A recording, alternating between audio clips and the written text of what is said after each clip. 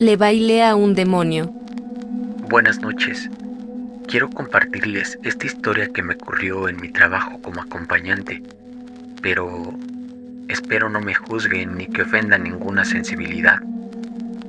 Esto ocurrió en la Ciudad de México, por allá del 2006. Me manejo como acompañante de muy alto perfil. No estoy en las calles y mis clientes, que suelen ser muy recurrentes, me contactan únicamente por vía telefónica. En fin, por aquellos días me contactó un cliente que llevaba años atendiendo. Era un hombre de unos 50 años, con mucho dinero. Me había llevado contratada para acompañarlo incluso a vacaciones completas en distintas playas de México y países de Centro y Sudamérica. La verdad me caía muy bien, pero era una persona extraña en la intimidad. Aunque en escenarios casuales podíamos platicar sin ningún problema, cuando se trataba de tener contacto íntimo, era sumamente callado. De hecho, al momento de contratarme para encuentros, aquel hombre me daba muchas instrucciones por teléfono, que incluían cómo entrar al domicilio, cómo ir vestida y qué hacer una vez que ya estuviera ahí. No sé, era como sumamente tímido para tratar en persona temas de alcoba y eso.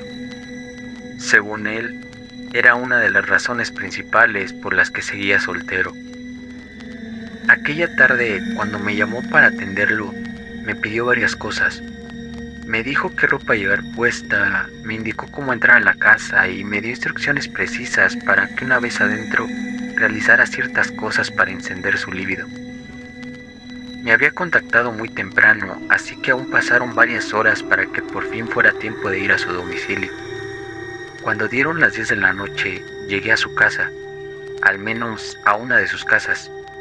Era una casa en la colonia Santa María la Ribera.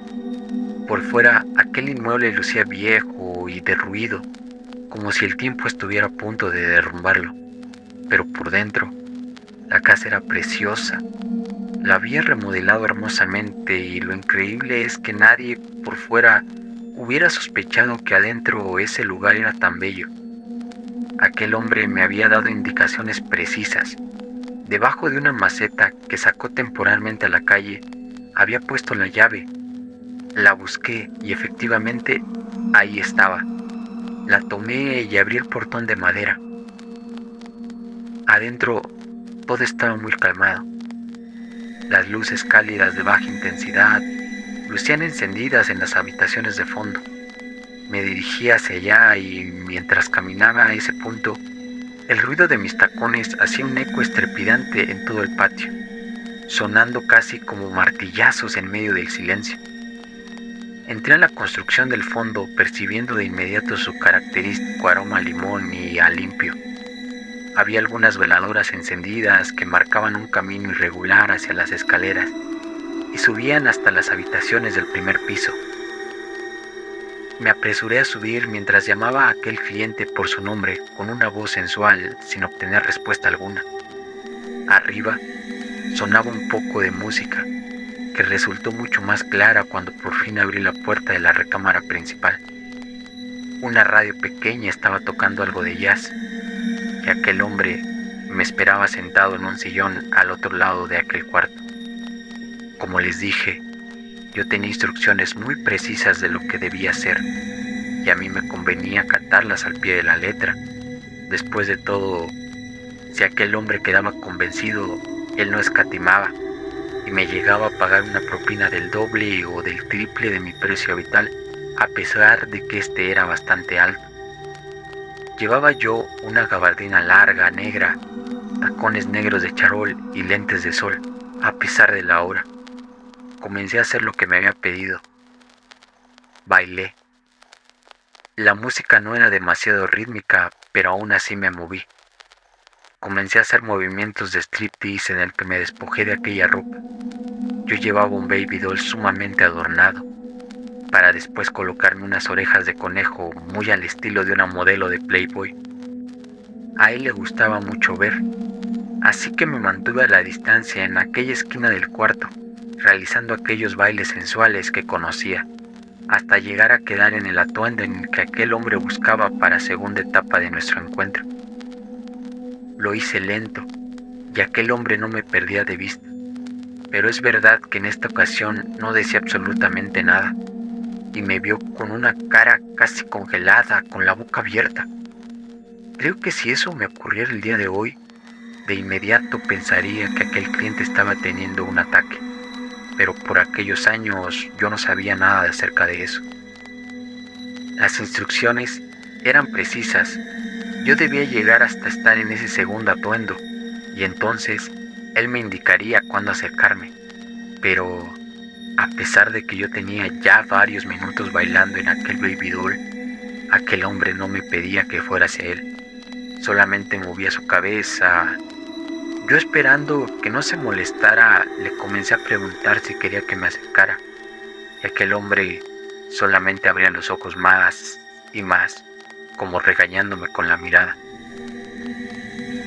No les voy a mentir, lo que pensé que serían un par de minutos de baile de repente se habían convertido en más de media hora en los que yo seguía ahí, moviéndome sin saber mucho más que hacer.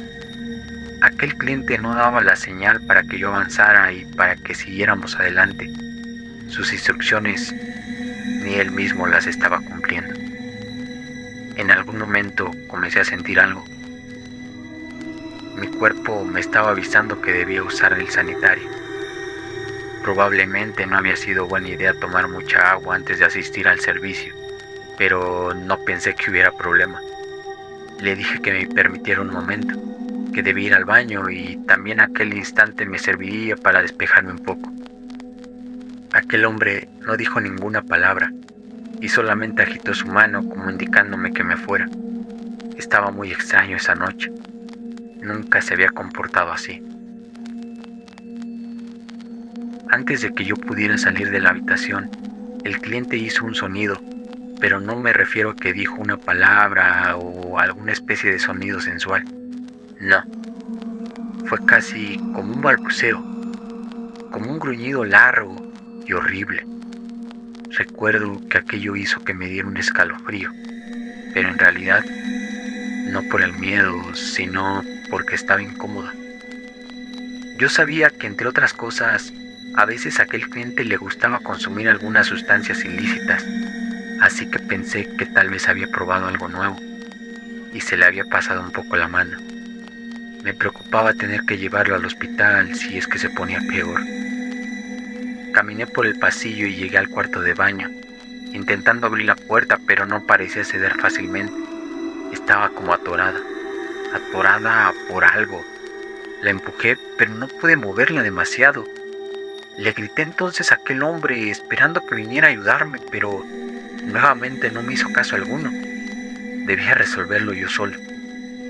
Empujé entonces con más fuerza, recargando el peso del cuerpo en aquella puerta. Por fin logré que se moviera un poco más. Aquello que la atoraba al menos se había movido lo suficiente como para poder colarme. Una vez adentro del baño, el alma se me fue al piso. Ahí, en aquel sanitario, yacía una persona. Estaba boca abajo en ropa interior. Grité pensando que había otra persona en aquella casa, pero cuando me agaché para voltearlo y ver si estaba vivo, me di cuenta que su cuerpo estaba frío y casi sin color.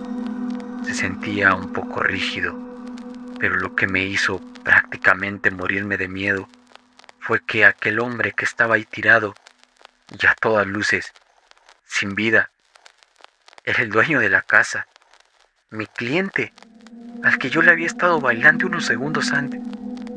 Eso no podía ser. Era imposible. En ese momento me olvidé incluso de mi necesidad de ir al baño y salí corriendo de ahí, directo a la habitación, solamente para encontrarla completamente vacía, sin aquel hombre en el sillón que había estado conmigo apenas unos momentos antes. Estaba aterrada, no sabía qué hacer, así que decidí llamar a los servicios de emergencia, que acudieron rápidamente. Siempre hay la duda de si alguna cosa de esta nos va a traer problemas a nosotras, pero afortunadamente yo no tuve ninguna. Una vecina que tiene una tienda enfrente Me había visto entrar, así como me había visto entrar en muchas otras ocasiones, pensando que yo era la hija de aquel hombre, ya que él así se lo había dicho.